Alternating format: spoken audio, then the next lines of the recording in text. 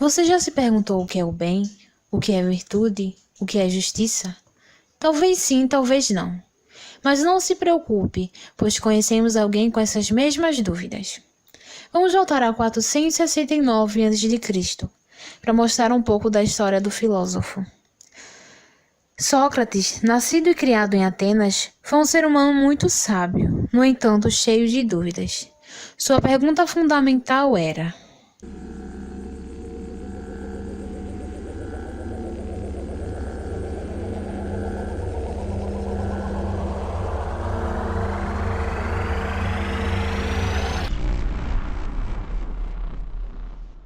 Qual é a essência do ser humano? O que o ser humano é essencialmente? O ser humano é a sua alma, entendida aqui como a sede da razão, o nosso eu consciente, pois é o que nos distingue de todos os outros seres da natureza. uma das recomendações primordiais de Sócrates aos seus discípulos era: Conhece-te a ti mesmo. por isso, o autoconhecimento era um dos pontos básicos sobre a filosofia socrática.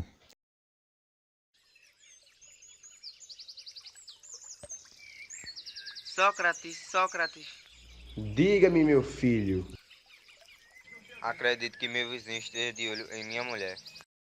A filosofia de Sócrates era desenvolver mediante o diálogo crítico entre seus interlocutores, dividida em dois momentos: a reputação, etapa em que o filósofo interrogava seus interlocutores sobre aquilo que pensava saber, formulando-lhes pergunta com o objetivo de fazer-o tomar consciência profunda de suas respostas, e consequências que poderiam ser tiradas de suas próprias reflexões. O que levou a acreditar nisso? Alguma vez que passo por ele junto com a minha mulher, ele fica olhando até passarmos. A outra etapa é a maiêutica, termo que em grego significa arte de trazer à luz. É uma etapa em que ele propõe aos seus discípulos uma nova série de questões com o objetivo de ajudá-lo a conceber ou reconstruir suas próprias ideias. Então você acha que ele esteja de olho em sua mulher e não querendo falar algo que ouviu sobre ela?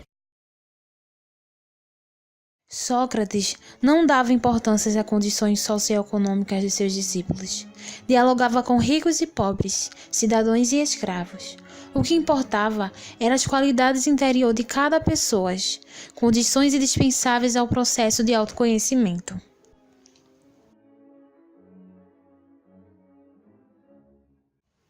O amigo de Sócrates, chamado Querofontes, viajou até a cidade de Delfos, na antiga Grécia, para consultar a Pitonisa, que era uma sacerdotisa que, inspirado pelo deus Apolo, respondia às perguntas dos viajantes do oráculo. O templo de Delfos foi construído em homenagem a esse deus, sobre uma fenda que emanava vapor do solo.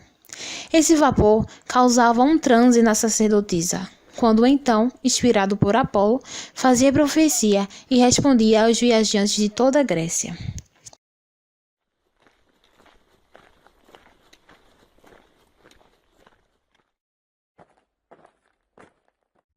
Vossa sacerdotisa, quem é o homem mais sábio de Atenas?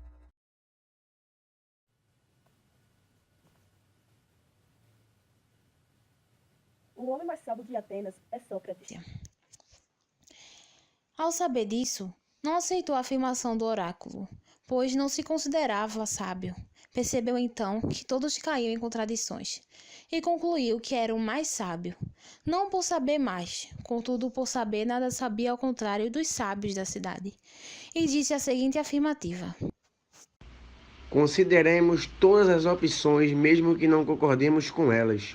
O que me importa é estar de acordo comigo mesmo e nunca fazer o contrário daquilo que penso. O que eu sei mais do que os outros? Eu sei que nada sei. Sócrates não era bem visto pela autoridade política da época, pelo fato de não concordar com seus interesses pessoais. Esse foi um dos motivos para erguerem uma condição a fim de calar a sua voz.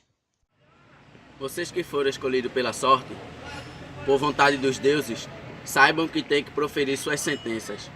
Primeira acusação: Sócrates não acredita nos deuses de Atenas. Segunda acusação: Sócrates propõe novas crenças. Terceira acusação: Sócrates corrompe a juventude. O acusador exige pena de morte. Primeiro, A palavra é do primeiro acusador, Meleto. Por interesses pessoais ao acusador Sócrates, pelo crime de impiedade. É por amor a Atenas. Sócrates pretende substituir o culto de nossos antigos deuses pelo culto de novos demônios. Ameaça desencadear contra a nossa pátria, contra Atenas, a justa colina de nossos deuses.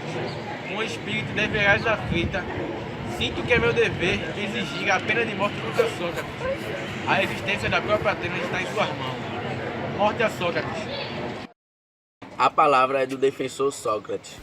Você diz que eu corrompo os jovens e que eu sou o único a fazê-lo. Mas você não pode fornecer um motivo para minha pessoa fazer tal coisa.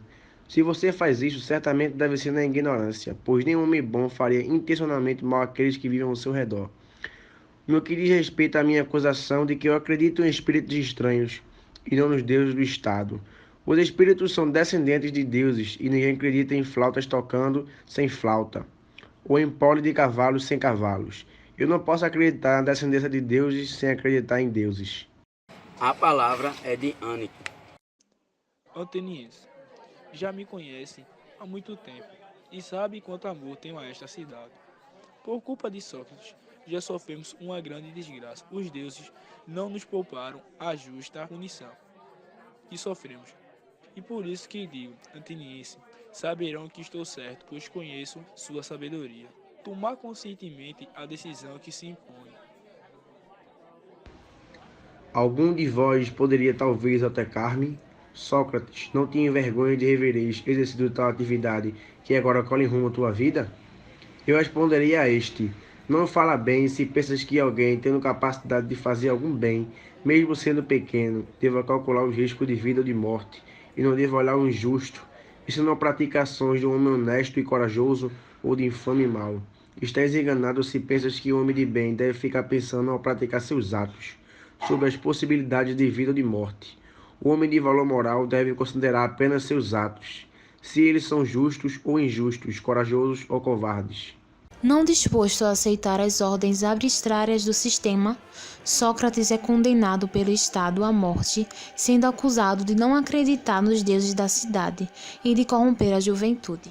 Bem, e chegamos à hora de partirmos. Eu para a morte, vós para a vida. Quem segue o melhor destino se eu? Se vós é segredo para todos, exceto para Deus. Nenhuma sociedade é boa, quaisquer que sejam suas intenções e pretensões utópicas e libertárias, se as pessoas que nela vivem não têm liberdade para manifestar o que pensam. A condenação foi imposta. Sócrates foi obrigado a beber cícuta, sem hesitar, pois para o filósofo, a morte não deve ser encarada como mal em si, mas como um meio para alcançar o bem, ou seja, a eternidade.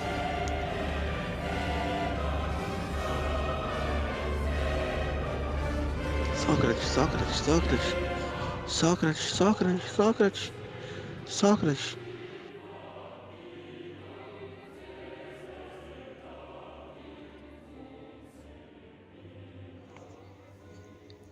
Em seguida, foi condenado à sentença de morte por envenenamento e bebeu cícuta, um veneno mortal, extraído de uma flor com o mesmo nome.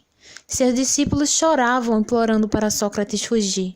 No entanto, Sócrates, homem honesto, que segue as leis, ficou e cumpriu a sentença. No entanto, o legado dessa figura histórica fundamental permanece, como se percebe até hoje nessa aula. Pode-se dividir as ideias de Sócrates em 3 conceitos amplos: a crítica aos sofistas, a arte de perguntar e a consciência do homem. Qual é a essência do ser humano? O que o ser humano é essencialmente? O ser humano é a sua alma? Entendi daqui como aceita a razão. Não olha pra ele não, Não é, tu tem que olhar pra ele, olha pra baixo. Vai direito, vê. Sócrates.